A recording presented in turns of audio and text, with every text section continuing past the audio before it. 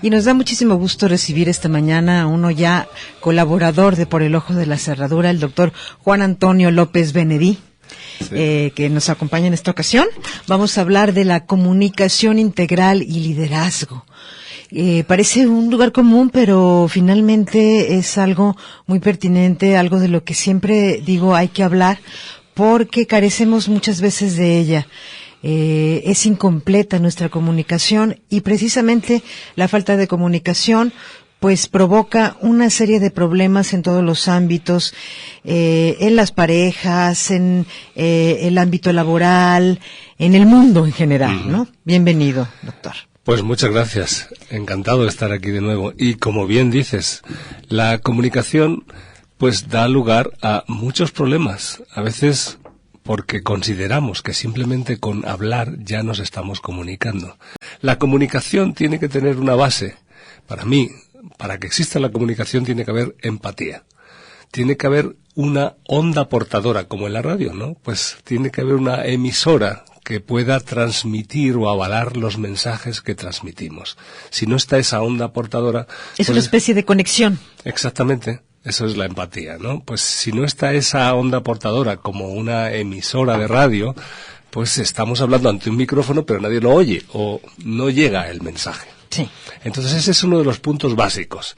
Pero con respecto a la empatía, ¿no? La empatía evidentemente es un proceso que tiene que ver más con las emociones y no tanto con las estructuras mentales de contenido, que es con lo que a veces asociamos la comunicación. Es decir, podemos poner mucho énfasis en estructurar un mensaje para que sea bien comprendido o definir los términos en el mejor de los casos, ¿no? Pero no nos preocupamos de si ese mensaje lo estamos transmitiendo por una vía que llegue a las demás personas. En el mundo académico también ocurre, ¿no? Tú puedes estar escribiendo, pues, un artículo que luego lo conviertes en conferencia, donde defines bien exhaustivamente los contenidos, los conceptos, haces un plan metodológico para desarrollar como una investigación o contrastar, pero eso no necesariamente, ni siquiera en un congreso, está planteado para ser comunicado, porque la comunicación es otra cosa.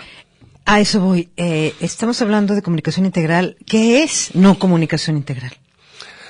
Bueno, por eso, cuando yo tengo publicado un libro sobre que se llama así, Comunicación Integral, y ese es el planteamiento. La comunicación es un proceso complejo, donde hay que tener en cuenta muchos elementos.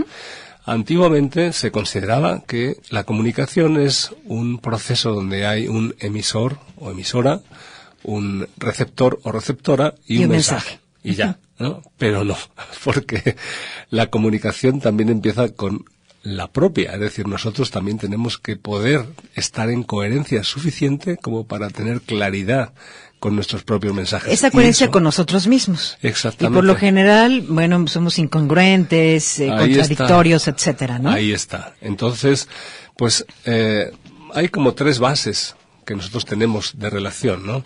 Con nosotros mismos, que son nuestros deseos o impulsos viscerales, nuestros sentimientos y nuestro pensamiento. Esas tres cosas, dentro de la complejidad que es un ser humano, pues a veces no están bien en coherencia. Y por eso deseamos una cosa, sentimos otra y pensamos otra distinta. Y luego hacemos, pues, cualquiera sabe el qué. Sí, claro.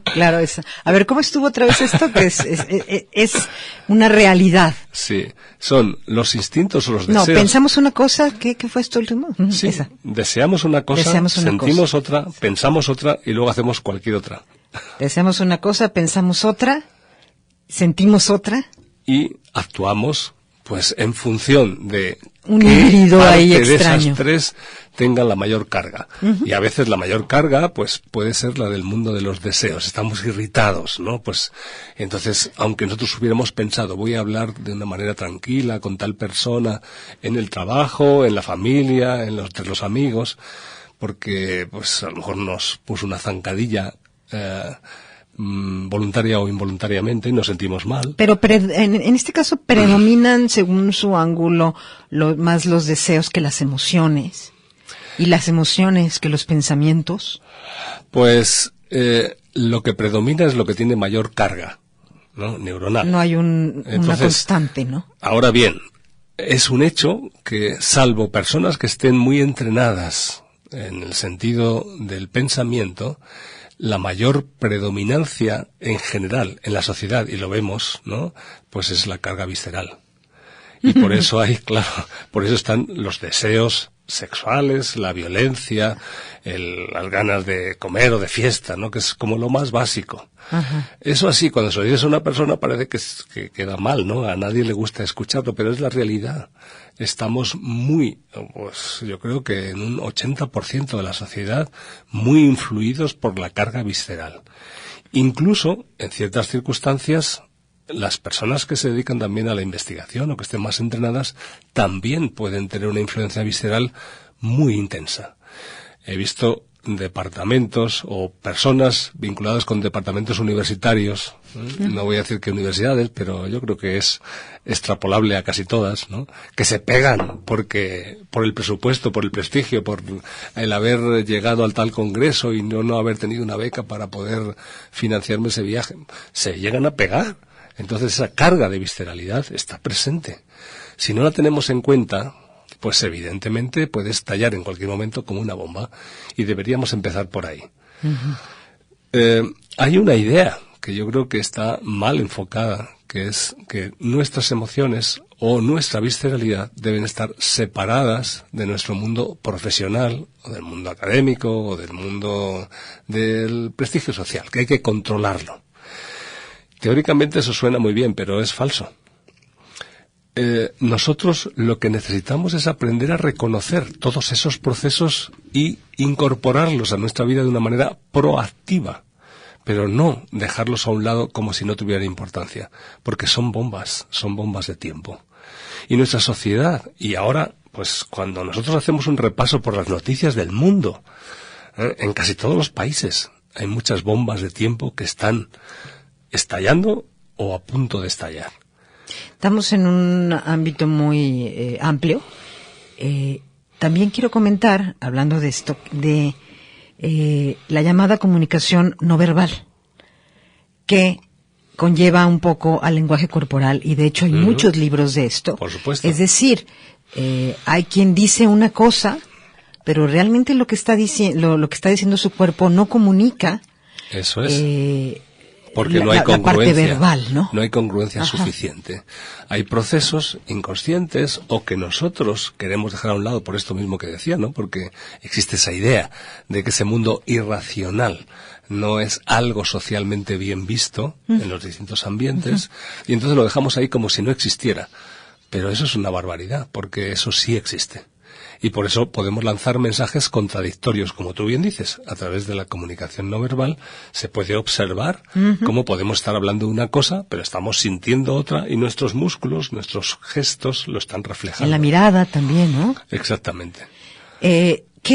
Eso podríamos decir que no es tan bueno, que no es propicio. ¿Cómo se controla? ¿Cómo se el problema maneja? No es que sea bueno o malo. Primero tenemos que partir de que eso es una realidad que está ahí. Claro. Si nosotros lo juzgamos como mala, pues entonces tenemos un problema. Tenemos que empezar por conocernos, conocer nuestra complejidad humana y darle un sentido, no luchar con nosotros mismos. La visceralidad es una parte de nuestra vida muy intensa, y ya digo, pues posiblemente es como el 80% de la población mundial está más orientada hacia esas respuestas viscerales que son como más automáticas, y por eso hay violencia y por eso hay tantísimas cosas que desde otro punto de vista no nos agradan, pero está ahí. Entonces no se trata de juzgarlo y tratar de eliminarlo, porque no es posible. Esas son nuestras raíces biológicas, esa visceralidad no está puesta ahí. Con todo mi respeto, ¿no?, por seres malignos, ¿no? Es simplemente, pues, nuestra carga temperamentos también, ¿no? Sí, es nuestra carga genética y es energía. Y la energía la necesitamos. Por eso, si cortamos con eso, también nos podemos desmotivar. Entonces hay que asumir esa energía y darle un cauce que sea proactivo, que sea congruente con el resto de nuestros objetivos o vivencias que tenemos. Por eso es unir esa pasionalidad o ese impulso instintivo básico con nuestros sentimientos pues más solidarios y también con nuestros objetivos de vida, pensamientos. Antiguamente a esto Freud lo llamaba la sublimación de los deseos. Entonces tenemos que poder incorporar eso de una forma práctica, cómo se subliman esos deseos y no vamos contra ellos, ¿no? Este es el punto. Pero, por desgracia, creo que ese es un aspecto que no conocemos de nosotros mismos y que en general, ni siquiera en el mundo académico, está incorporado. Cuando tú vas a una universidad o vas a formarte en el sentido que sea, de eso no se habla. Es como que eso es algo que pues debes traerlo ya incorporado, pero ¿y dónde aprendes a generar esa coherencia? Va incluido en la persona. Claro. Entonces es casi como ponerlo a la suerte. Y la ciencia no debería estar actuando así, ni los científicos. No es una cuestión de suerte, es una cuestión de conocimiento y de actuar de la forma adecuada, de educación, de aprendizaje. Por ejemplo, en el terreno de la educación, porque vamos a hablar también de liderazgo y del poder, en este sentido de la comunicación integral, ¿se propondría una clase tal cual de manejo de emociones, de psicología, o cómo sería la propuesta en el terreno educativo? Ya lo estoy haciendo. De hecho, en la Okay. Universidad Autónoma de Ciudad Juárez, por ejemplo, ya estoy impartiendo cursos para profesores y este año empezaremos también con el personal administrativo para gestionar emociones. Pero gestionar de una forma coherente, de una forma práctica, que no sea solo elementos teóricos, sino ver cómo eso lo ponemos a favor y no en contra. No nos peleamos con nuestras emociones, ni nos peleamos con nuestros instintos, sino le damos un valor, y ese es el punto de partida, reconocimiento de valor, reconocimiento de orientación útil para nuestra vida y, pues, integración coherente. Entonces, eso hay que poder no solo entenderlo, sino que hay que poder incorporarlo en nuestra vida práctica, que sea algo real, para luego, en el caso de los profesores, por ejemplo, aplicarlo en el aula. En el caso de profesionales de otras, pues de cualquier otro ámbito, ¿no? El poder trabajar en equipo, el poder generar equipos que en lugar de estar compitiendo en el peor sentido del uso del término de competencia, ¿no? En lugar de estar compitiendo los unos con los otros, pues es buscar cómo se apoyan las personas para conseguir algo mejor para todos. Ese ¿no? es un tema muy importante, ya que lo menciona, porque sí, es importante trabajar en equipo, pero muchas veces dentro del equipo mismo, invisiblemente, hay una cierta competencia Claro. que se da, no sé por qué, pero es decir, que cada quien quisiera que su idea fuera, pero por ser la idea de la persona, no porque esa idea vaya a ser o no la que funcione Eso o dé es, resultados. Pero eso por decir algo, ¿no? está muy extendido. En los departamentos universitarios, en las distintas carreras, eso ocurre. Y ocurre, por ejemplo, yo lo que he observado es en función del presupuesto. Pues cada uno trata de conseguir mayor presupuesto para su asignatura, para su interés, y eso no es trabajar en equipo. Hoy en día, tal como se ha desarrollado o se está desarrollando el conocimiento, es prácticamente imposible trabajar si no estamos integrados en un equipo bien pues orientado, ¿no? Individualmente el conocimiento ya es tan amplio que ninguna persona puede abarcarlo todo. Por eso necesitamos trabajar en equipo, en la investigación, en el mundo profesional, en todas partes. Y eso no debería ser el problema, al revés, eso debería ser la solución. Equipos multidisciplinares. Pero luchamos con lo que algunos llaman los egos, que en realidad para mí está mal empleado ese término, ¿no? Porque no es el ego el problema. El problema es la lucha interna que todos llevamos dentro, ¿no? Y esa lucha interna te lleva a lo llamado ego, ¿no? Sí, no? sí, exactamente, porque a veces lo que nos lleva, como ya planteó Adler hace mucho tiempo, el complejo de inferioridad, o cuando nosotros reconocemos que tenemos puntos débiles, pues tratamos de suplirlo con uno de superioridad. Tratamos de demostrar a los demás que somos más de lo que somos. Y muchas veces ese tratar de demostrar lo que menciona lleva a denostar al otro para equilibrarte tú, ¿no? Es decir, como no subajarlo, ¿no? Eso es, como no tenemos calidad suficiente para estar por encima, lo que tratamos es de que los demás estén más abajo. Y eso es una constante y es terrible. Pues claro que sí. Y dependiendo del ámbito de influencia, pues a lo mejor pues más o menos se queda en casa, pero cuando son los políticos que dirigen grandes países y toman grandes decisiones desde esa perspectiva, pues puede haber grandes caos que se están reflejando ahora en la política mundial, ¿no? O en la economía, o en... Vamos entonces a entrar ya al liderazgo.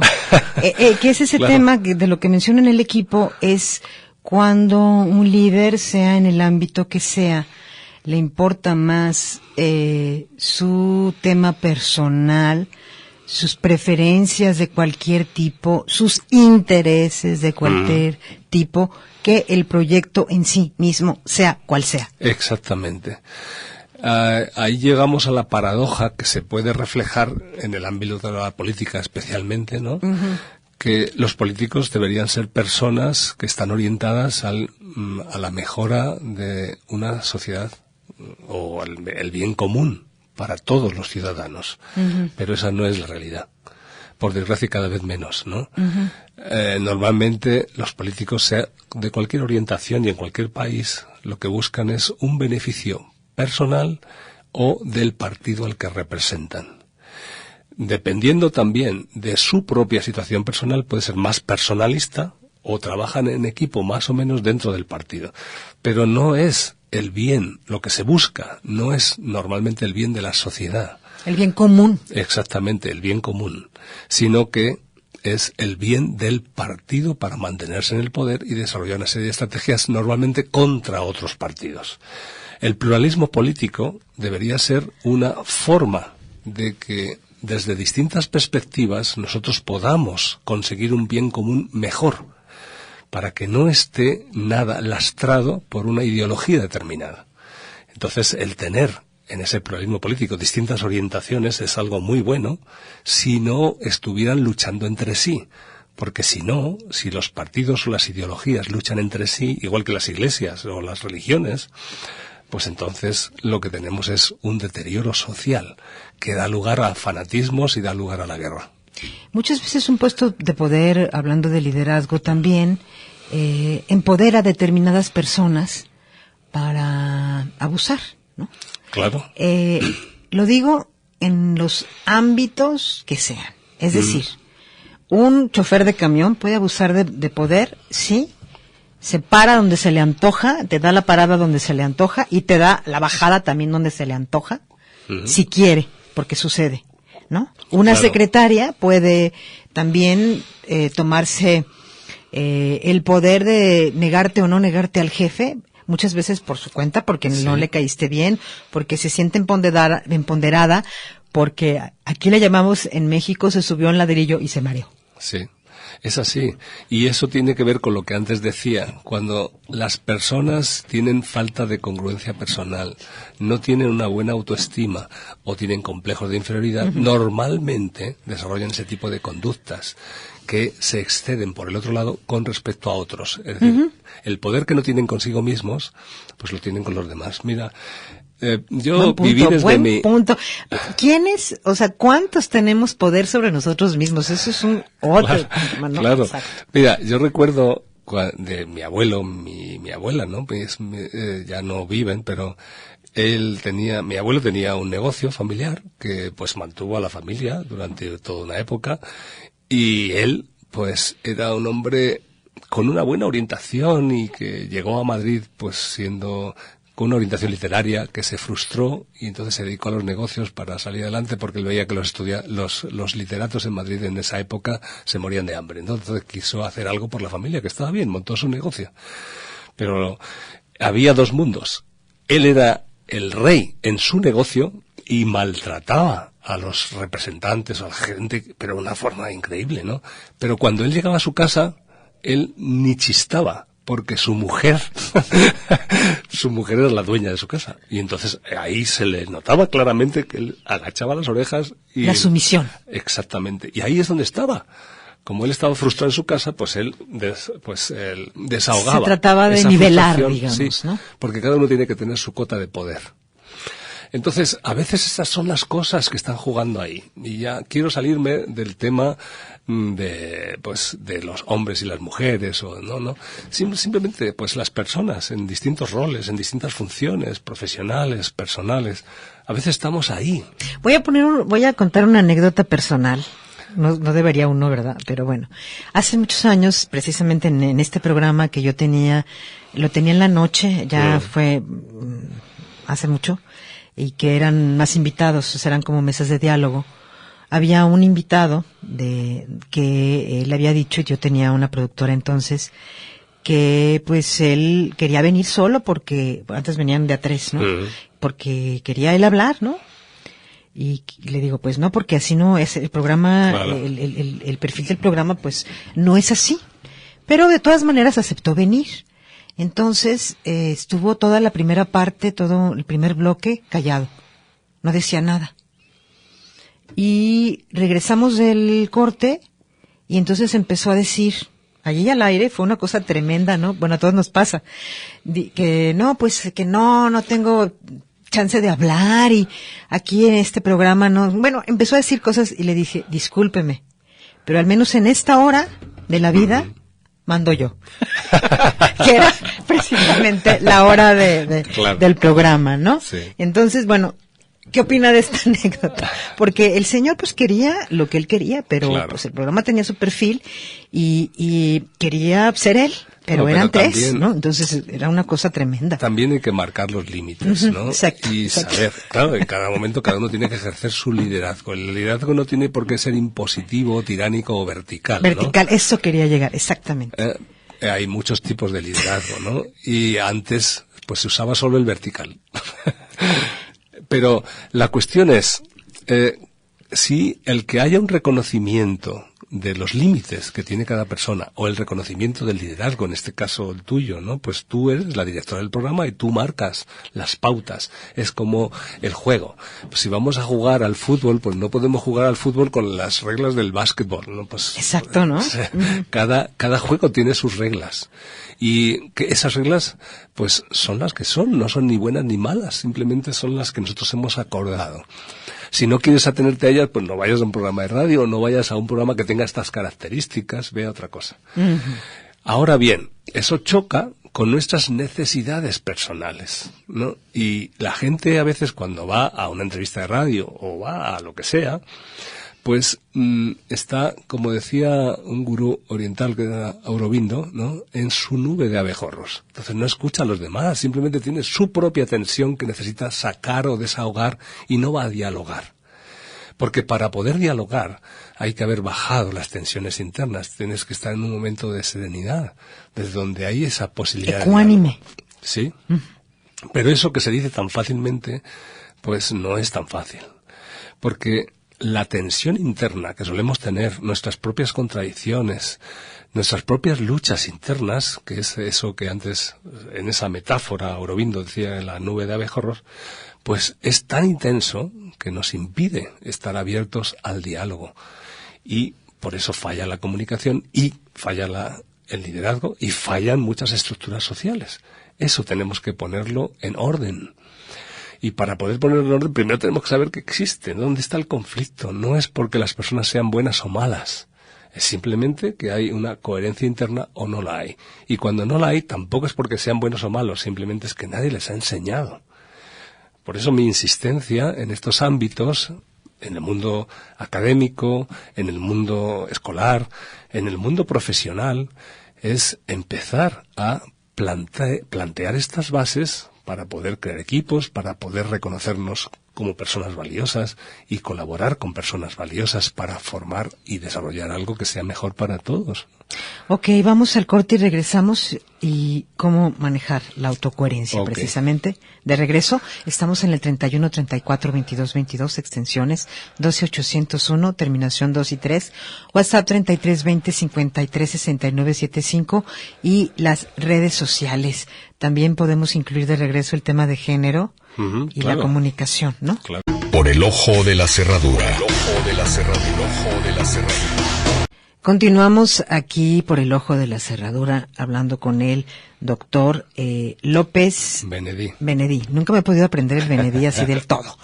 Y estamos hablando de comunicación integral, liderazgo, el autoconocimiento que nos lleva a la autocongruencia con nosotros mismos, sí. Y ahí nos quedamos en la autocongruencia y no hemos tocado la parte que también influye en la autocongruencia de lo cultural. ¿no? Uh-huh.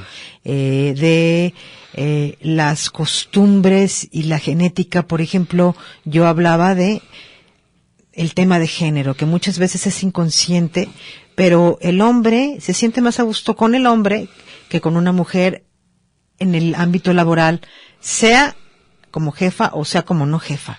No se puede si no aguantan muchas veces, ¿no? Y no se dan cuenta.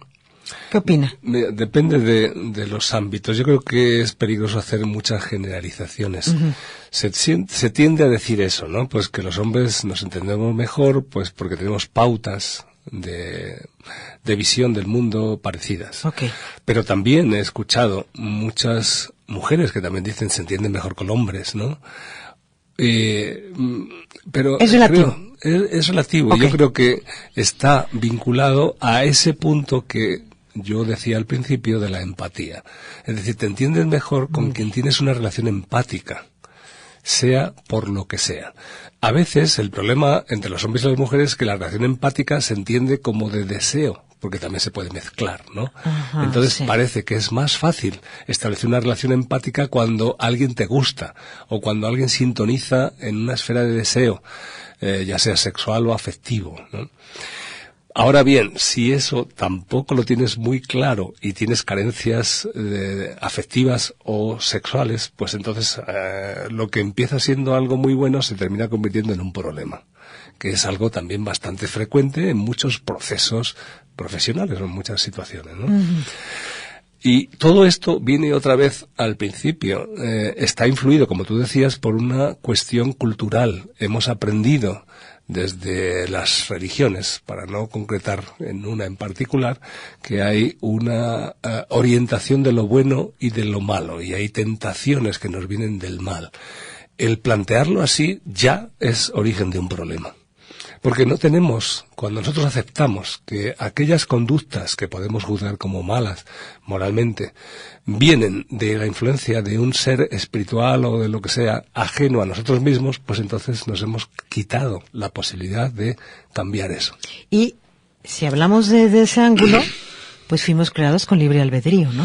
Exactamente. Entonces, independientemente de las creencias religiosas, que yo respeto, ¿no?, pues lo que tenemos que hacer es tener una serie de pautas o herramientas que nos permitan ser adultos, es decir, manejar nuestros propios deseos, nuestros propios instintos, no considerar como que son influencias de algo diabólico o malo, sino que es algo natural y que eso se puede educar, se puede desarrollar igual que un niño. O sea, los niños no son malos, son simplemente niños que tienen que aprender a desarrollarse en un contexto social determinado. Sí, claro. Entonces, nuestros propios instintos, nuestros propios deseos, que tienen que ver también con nuestro propio código genético, pues son un potencial que deberíamos aprender a encauzar de manera coherente con nuestros propios objetivos de vida en un entorno social. Simplemente, ¿no? Y ahí, esas pautas de cómo hacer eso, pues deberían ser muy importantes en el proceso de escolarización o el proceso de desarrollo académico para el objetivo profesional, pero no está tan asumido, porque tradicionalmente se ha asumido como que ese es un ámbito vinculado simplemente con la religión y que debe pues moverse por reglas morales. Yo no voy a entrar a discutir eso, pero necesitamos hacerlo también desde otra perspectiva que no genere una ideología o conflicto con otras ideologías o con otras creencias. Y creo que la educación ahí sí debe poner un punto de referencia humano. Y en todos los niveles estamos hablando, ¿no? Desde primaria, secundaria, preparatoria, licenciatura, maestría, doctorado, sí, y todo lo que conlleva, ¿no? Exactamente. Porque dejar ese aspecto humano de los sentimientos y de los deseos, así como al libre albedrío de cada uno, normalmente genera conflictos. ¿La idea sería regularlos, perdón? Yo creo que ha habido muchos intentos de regulación, y los intentos de regulación o las leyes y normas que existen aquí en México también, pues están bien, pero luego hay que aplicarlas. Porque... Es decir, por ejemplo, aquí no se grita, y sí se grita, o sea, por mencionar algo, ¿no? Por supuesto. Yo cuando, bueno, y luego se mezclan elementos. Cuando yo estaba en la universidad, en Madrid, pues había una serie de carteles que decían no fumar, ¿no? pero en el aula donde yo estaba había una nube de tabaco, una nube de humo tan grande que a veces no se veía al profesor que estaba ahí al fondo. Y en las bibliotecas, hasta que se hizo la regulación y todo eso, en las bibliotecas, yo recuerdo en el Ateneo de Madrid había una sala para no fumadores de entre todas las salas de lectura. Y los fumadores decían que era antidemocrático, porque era ir contra sus derechos de poder fumar donde quisieran. Entonces, ¿y los no fumadores? Entonces, bueno, luego eso... Por eso está la frase esta de tu libertad termina donde comienza la del otro, sí, ¿no? Y entonces eso ha tenido que regularse y multarse, ¿no? En España ahora ya no se fuma en prácticamente ningún sitio y sí, hay también que... aquí en México es ya un también. proceso. Aquí no se puede fumar, por ejemplo, donde estamos, ni afuera. Se tienen que ir al aire libre, punto. Y a mí me parece normal, sí, ¿no? Claro. Porque es una forma de respeto, porque pues, el humo también está causando un daño, ¿no? Hay casos de matrimonios, conozco, que él es el fumador y a ella le ha dado el efisema. Claro. De verdad, lo digo literal. Sí, entonces, bueno, hay cosas que tienen que llegar a legislarse para poder introducirlas dentro de una serie de usos y costumbres asumidos, y a veces desde el miedo al elemento punitivo, a las multas o los castigos, para que eso se absorba. Y esa es la forma de aprendizaje básico, ¿no? Una vez que se tiene eso, yo creo que habría que ir a otra segunda fase en la que lo importante no fuera el castigo, sino la comprensión. Y ahí es donde entra de verdad el proceso de educación. La educación no es asumir normas por miedo al castigo. La educación es desarrollar el conocimiento y la comprensión de tal manera que no sea necesario el castigo, sino que cada persona puede desarrollar lo mejor de sí mismo desde sus potencialidades. Y entender también desde un sentido de respeto que cada persona puede ser distinta y que eso no es una amenaza, sino que la diferencia con respecto a otras personas, ya sean profesionales, culturas, religiones o ideologías políticas, es algo que nos puede enriquecer. Ese debería ser el elemento básico de la educación, pero no se está desarrollando así. Y no se está desarrollando por una mala comprensión de la competitividad para formar individuos que entren en un mercado de trabajo donde van a tener que competir dentro de este sistema, como algunos dicen, neoliberal, ¿no? Pues, bueno, hay muchas cosas que se mezclan, pero yo creo que no podemos cambiar el mundo. Todo es una evolución de esos procesos culturales, tiene un sentido histórico y cada país pues va tratando de dar respuesta en función de su propia situación o de su propio momento histórico, aunque hay un ámbito ahora común, que son las Naciones Unidas, donde sí se hacen acuerdos que se transmiten a los distintos ministerios o a los distintos gobiernos, y por eso pues ya no hay tanta diferencia ahora entre los países, porque hay una serie de acuerdos básicos que se van tomando para la humanidad, ¿no? Pero yo insisto, tendríamos que tener una mayor conciencia de lo que es el proceso de educación, valorando a los niños, a las personas, a los adultos, no como personas incapaces, no como personas inferiores, no como personas que no van a poder dar lo mejor de sí mismos, sino al revés, que tienen un potencial, que tienen que descubrir, que tienen que integrar y que pueden desarrollar precisamente desde lo diverso para poder integrarnos en un mundo donde la diversidad se convierta en valor que nos haga ser mejores a todos. Ese es un aspecto medular, aquello de que cómo hacer que cada quien o cada uno de nosotros demos lo mejor de nosotros mismos, porque muchas veces distintas circunstancias hacen que el individuo o individua no pueda sacar la mejor parte. Claro, ¿no? Claro. ¿Cómo podría eso...? Mira, yo suelo dar una conferencia en muchos ámbitos y explicando 3 conceptos, que uno es el de instrucción, formación y educación. 3 conceptos que a veces se toman como si fueran sinónimos y no, las implicaciones son muy distintas. Instrucción, formación, educación, desglosemos.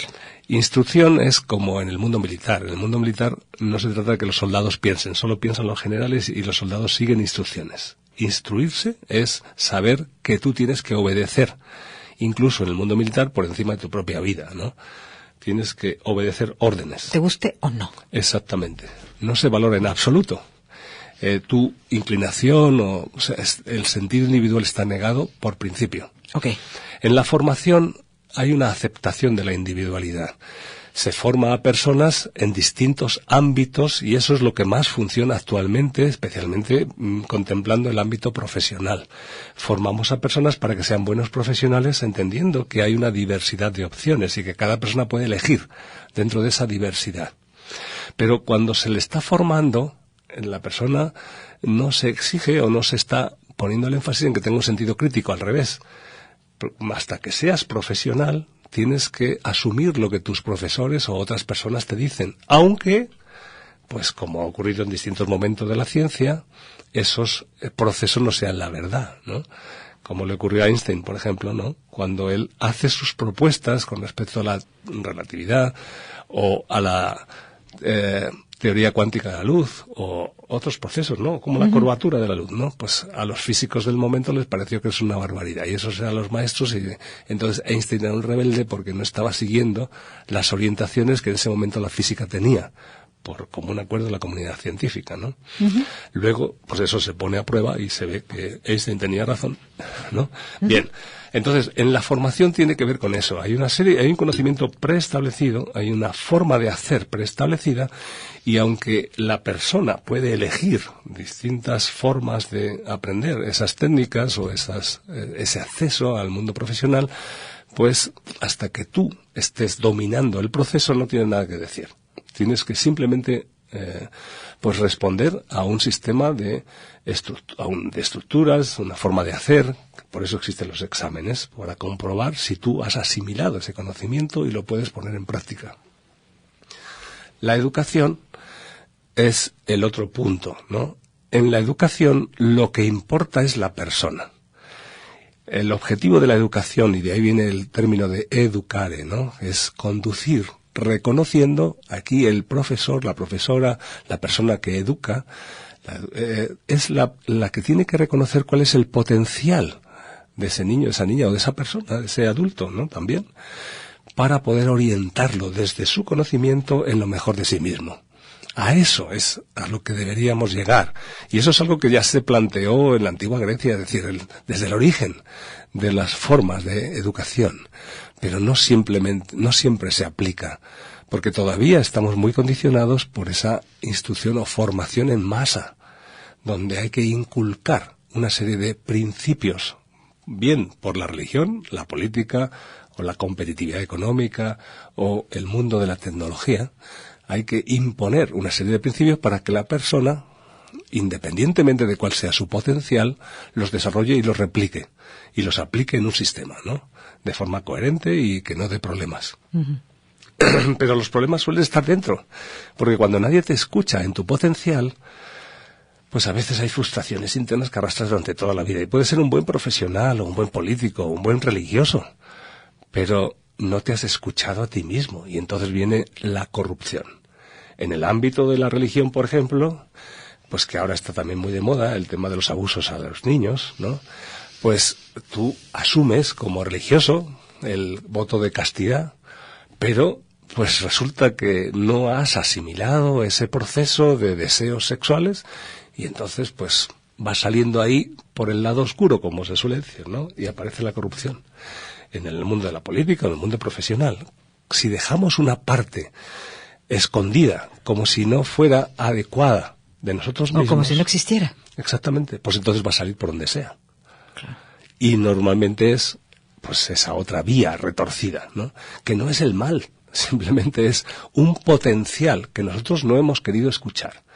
Si empezamos por escuchar y no juzgar... Una represión. ¿Sí? Y volvamos a Freud, ¿no? Y que viene de un sistema cultural determinado, ¿no? O autorrepresión. Sí, sí, porque también nosotros, a través de ese sistema, ya hemos asumido que moralmente, normalmente, hay una serie de deseos que son buenos o aceptables y otra serie de deseos que son malos y no aceptables socialmente.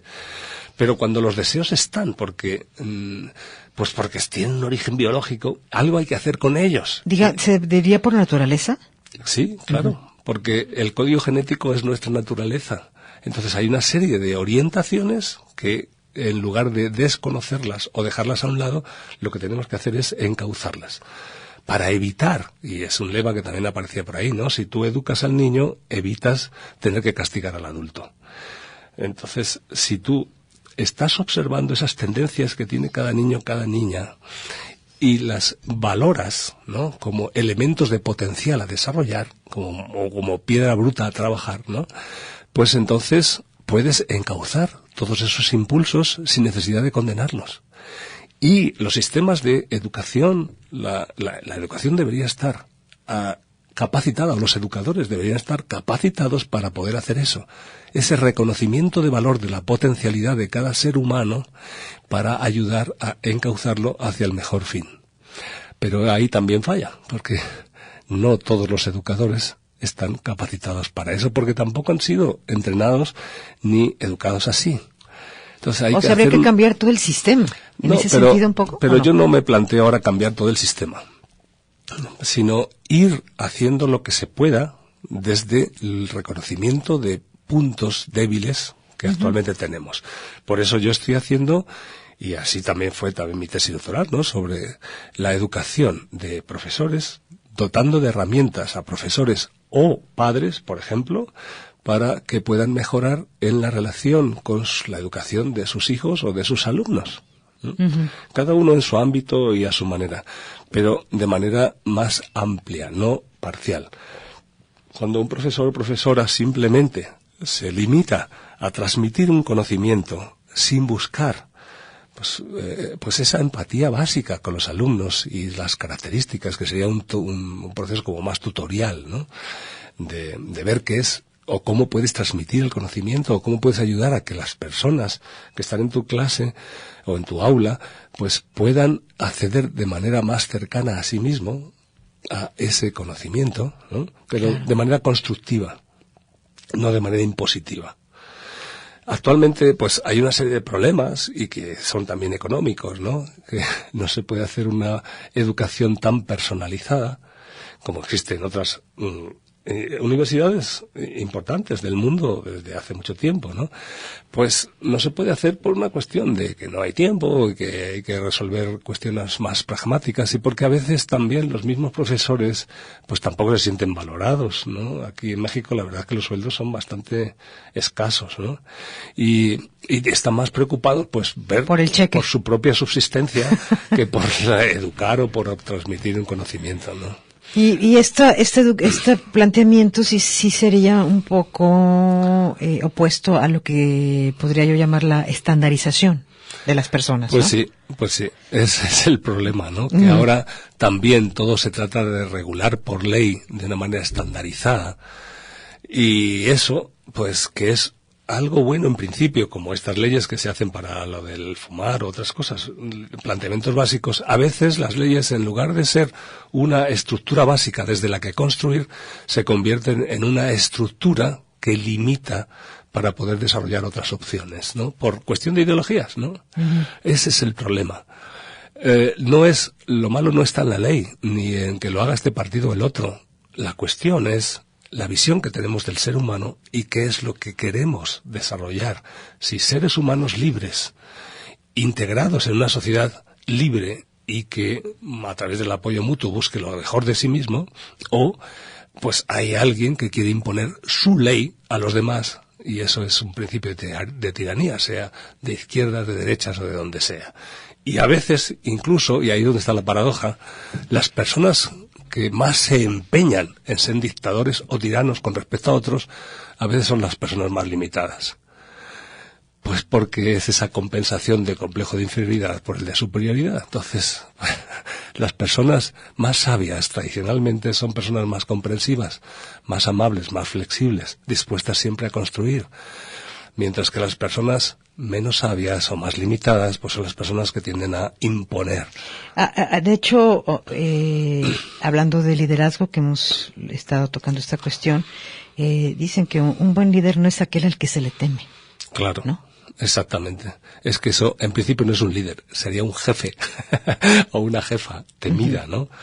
El líder tiene, y aquí habría que o tener una diferenciación entre el rol de dirigir a un grupo de personas, pues porque es tu trabajo, y ser un líder. A veces coinciden y sería lo bueno, pero normalmente no. ¿Qué características tendría un líder? Un líder es capaz de sintonizar con el equipo o con las personas. Un líder es capaz de arrastrar con su propia experiencia, con su forma de ser.